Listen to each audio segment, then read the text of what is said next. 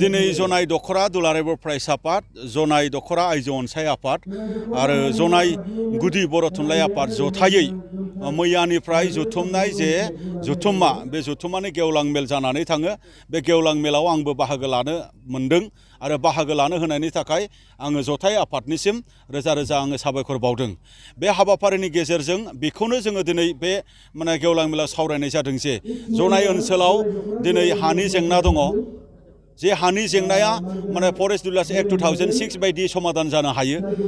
बे ओनसोलनि हानि जेंनाया बसुन्धरा मिशन बायदियै समाधान जानो हायो।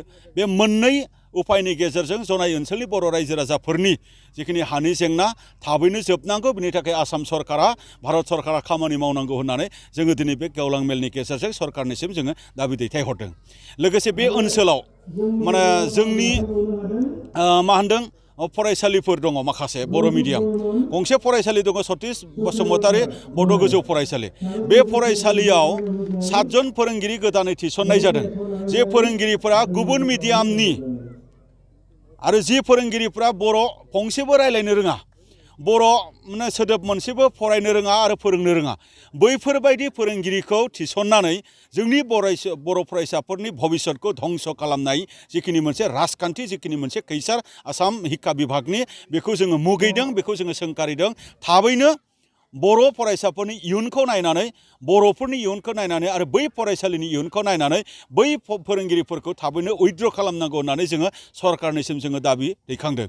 दिनै बिथांमोना आसाम जौगानायनि बाथ्रा होनदों, दिनै बिथांमोना आसामनि सोलोंथाइ जौगानायनि बाथ्रा होनदों, रांखान्थि जौगानायनि बाथ्रा होनदों, भारतखौ जौगानायनि बाथ्रा होनदों। भारतनि आसामनि जौगानाया सोरजों जागोन? फरायसाफोरजोंसो जागोन, फरायसाफोरनो जोंनि इयुन। नाथाय फरायसाफोरनो दिनै मोजां खामानि मावनायनि बदलै बर' फरायसाफोरखौ बिपदआव लांनायनि दिनै जे खामानि मावदों, बेखौ जोङो दिनै सोंखारिदों।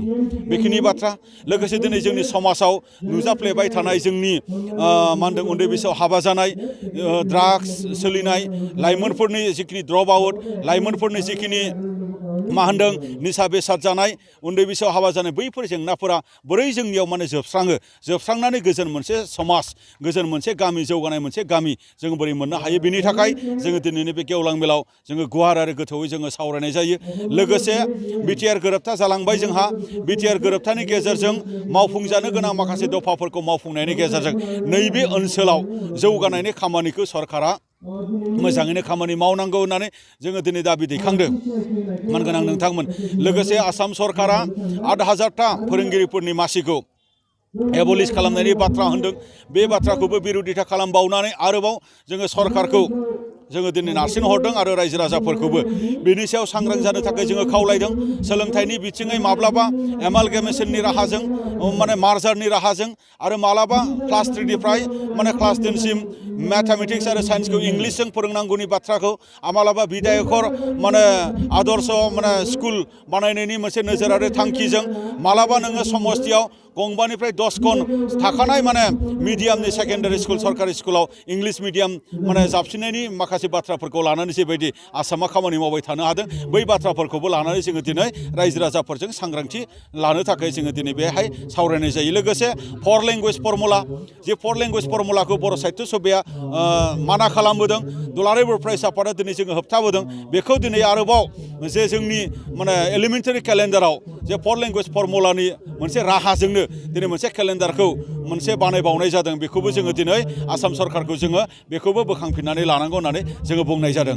आरो दिनै बे मेलनि गेजेरजों जोङो बेखौनो बुंदों जे जोंनि बारग' एनडिएफबि बिथांमोना जायफोर जेलाव दङ, बिथांमोनखौबो थाबैनो मा राहाजों, राजखान्थियारि राहाजोंआनो जा बा आयेनारि राहाजोंआनो जा, बिथांमोनखौ उदां अख्राङाव लाबोनांगौनि थाखाय दिनै खामानि मावनांगौ सरकारा, भारत सरकारा बा आसाम सरकारा। बेखिनि बाथ्राफोरखौ जोङो दिनै बुंदों।